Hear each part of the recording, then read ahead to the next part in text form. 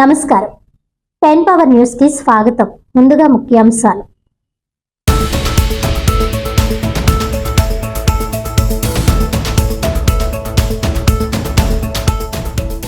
అభివృద్ధి సంక్షేమానికి పునాది 2026-27 ఆంధ్రప్రదేశ్ రాష్ట్ర బడ్జెట్. ప్రజలందరూ మెచ్చే విధంగా కూటమి ప్రభుత్వం సమతుల్య బడ్జెట్ ను రూపొందించిందన్న కాకినాడ సిటీ ఎమ్మెల్యే వనమాడి కొండబాబు.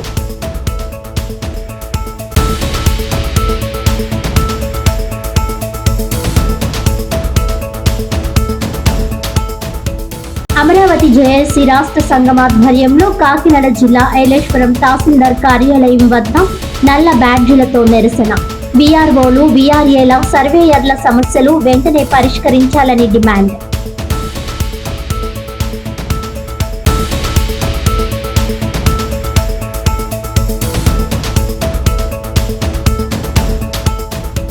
₹3,32,205 కోట్ల రూపాయలతో 2026-27 ఆంధ్రప్రదేశ్ ఆర్థిక బడ్జెట్ పై ప్రశంసలు. అభివృద్ధి సంక్షేమాల డబుల్ ఇంజన్ బడ్జెట్ అన్న జగ్గంపేట ఎమ్మెల్యే జ్యోతుల నెహ్రూ.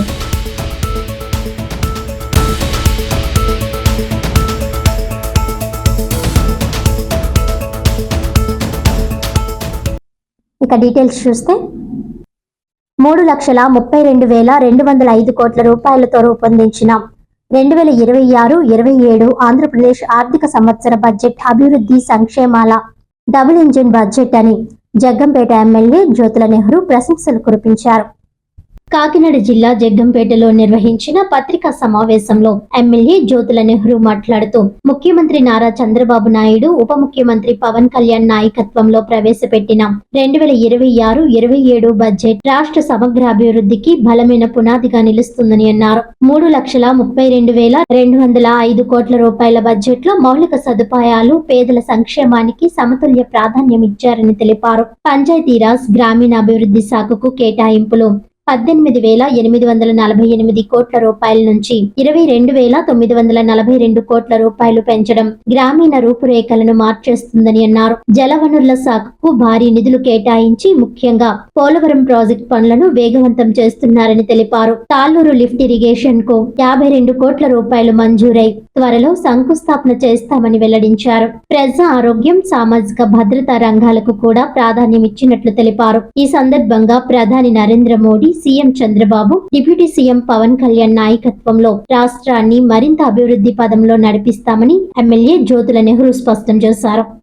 నిన్నటి రోజునే ఆంధ్రప్రదేశ్ బడ్జెట్, మూడో బడ్జెట్ ప్రవేశపెట్టడం జరిగింది. ఈ బడ్జెట్ సమావేశానికి ముందు సభ జరిగినటువంటి విధానాన్ని కూడా ఒక్కసారి మన ప్రజలకు తెలియజేసుకోవాల్సినటువంటి అవసరం, ఆ బాధ్యత నా మీద ఉంది. సభ ప్రారంభంలో బడ్జెట్ సమావేశాలకు ముందు సాంప్రదాయంగా ఉభయ సభలు కలిసి కూర్చుంటాయి. ఆ ఉభయ సభల్లోనే ఉన్నటువంటి సభ్యులందరూ కూడా అక్కడికి రావడం జరుగుతుంది. సమావేశానికి గవర్నర్ ప్రసంగం ఉంటుంది. ఇది ఒక ఆనవాయితీ. మనకి గవర్నర్ ప్రసంగం అన్నది ప్రభుత్వ విధానాలు ప్రతిబింబించేటటువంటి విధంగానే ఉంటుంది. ఏ పార్టీ పాలనలో ఉన్న ప్రసంగం మాత్రం ప్రభుత్వ విధానాలను ప్రతిబింబించే విధంగా గవర్నర్ ప్రసంగిస్తారు. ఆ ప్రసంగంలో కూడా ఆయన ఆమోదం ఉంటుంది. ముందే పంపుతారు ప్రసంగాన్ని, మా విధానం ఇది, మీరు ఈ రకంగా మాట్లాడాలి అని చెప్పేసి. దాన్ని ఆయన క్షుణ్ణంగా పరిశోధించి దాంట్లో చేర్పులు, మార్పులు ఏమన్నా ఉంటే, ఆయనకి ఇబ్బందికరమైనటువంటి అంశాలు ఉంటే వాటిని కూడా మార్పు చేసుకునే సాంప్రదాయం ఉంటుంది. ఆ విధానంలో గవర్నర్ ప్రసంగం జరుగుతున్నటువంటి టైంలో చాలా సంతోషించాం. ఒక ప్రతిపక్ష, మామూలుగా ప్రజాస్వామ్యాన్ని మనసావాచ కోరుకునేటటువంటి వ్యక్తిగా నేనైతే చాలా ఆనందించాను. ఇవాళ జగన్మోహన్ రెడ్డి అండ్ అదర్స్ 11 మంది సభ్యులు ఎవరైతే ఉన్నారో ప్రతిపక్ష పార్టీ వాళ్ళు హాజరవుతున్నారంటే ఆనందించాం, వెల్కమ్ చేశాం. కానీ వాళ్ళు వ్యవహరించినటువంటి తీరు చూస్తే, అంటే కేవలం చంటి కుర్రోడు చాక్లెట్ పెట్టకపోతే ఏ రకంగా పేసి పెడతాడో తల్లిదండ్రుల దగ్గర, అదే రకంగా పడ్డారా అనిపించింది నాకు. వాళ్ళ డిమాండ్ ఏంటంటే ఆశ్చర్యకరం. గవర్నర్ ప్రసంగంలో కానీ ప్రభుత్వ విధానాల్లో కానీ ఈ తప్పు ఉందని ఎక్కడ కూడా డిమాండ్ లేదంటే, ఇంకా చదవకుండానే మొదలు పెట్టకుండానే ప్రారంభించారు. వీ వాంట్ ప్రతిపక్ష హోదా. అరే స్పీకర్ ఎవరు, గవర్నర్ ఎవరు, శాసనసభ్యులుగా మేమెవడం, ముఖ్యమంత్రిగా చంద్రబాబు ఇవ్వడండి, ప్రతిపక్ష నాయకుడు హోదా ఇవ్వడానికి ప్రజలు ఇవ్వాలి. అది నీకు ప్రజలు ఇవ్వలేదు, మమ్మల్ని ఏం చేయమంటావు? నేను ఎలాగైతే మాట్లాడుకుంటున్నానో ఈ 2 రోజులు శాసనసభలోని నాకు క్వశ్చన్ రాలేదు, మాట్లాడడానికి ఇంకా అంశాల వారి రాలేదు. సరే ఏదో ఒకటి మాట్లాడాలి అనే అవకాశానికి 0 అవర్ను ఉపయోగించుకున్నాను. నేను నా స్థాయిలో 0 అవర్కి వెళ్ళక్కర్లా, ఎందుకంటే 4వ శాసనసభ్యుని అయ్యాను. 2 రోజులు ఆగొచ్చు, కానీ ఏదో ఒక సమస్యను ప్రతిబింబించే విధంగా మనం మాట్లాడాల్సినటువంటి అవసరం ఉంది. నన్ను జగంపేట నియోజకవర్గం నుంచి శాసనసభ్యుడిగా అక్కడ పంపారు. ఒక జగంపేటగా కాకుండా ఆంధ్ర రాష్ట్రంలో ఉన్నటువంటి సమస్యలు కూడా పరిష్కరించడానికి ప్రయత్నం చేయాల్సినటువంటి బాధ్యత ఉంది మా మీద శాసనసభ్యులుగా. అదే బాధ్యత వాళ్ళ మీద కూడా ఉంది, జగన్మోహన్ రెడ్డి అండ్ అదర్స్. ఆ బాధ్యత తీసుకోకుండా వాళ్ళు అడిగింది ఏంటంటే మాకు ప్రతిపక్ష హోదా ఇవ్వండి అని అల్లరి చేయడం మొదలెట్టారు. గవర్నర్ గారు ఎవరైతే ఆ మాట్లాడేటటువంటి ప్రతులు ఉంటాయో వాటిని చించి ఆయన మీదకి వేశారు. నిరసన తెలియజేయడానికి విధానాలు ఉంటాయి.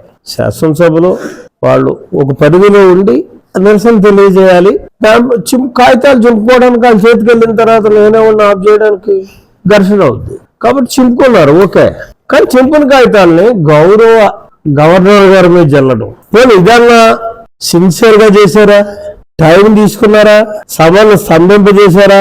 ఏదో ఆటలో అట్టుపండిలాగా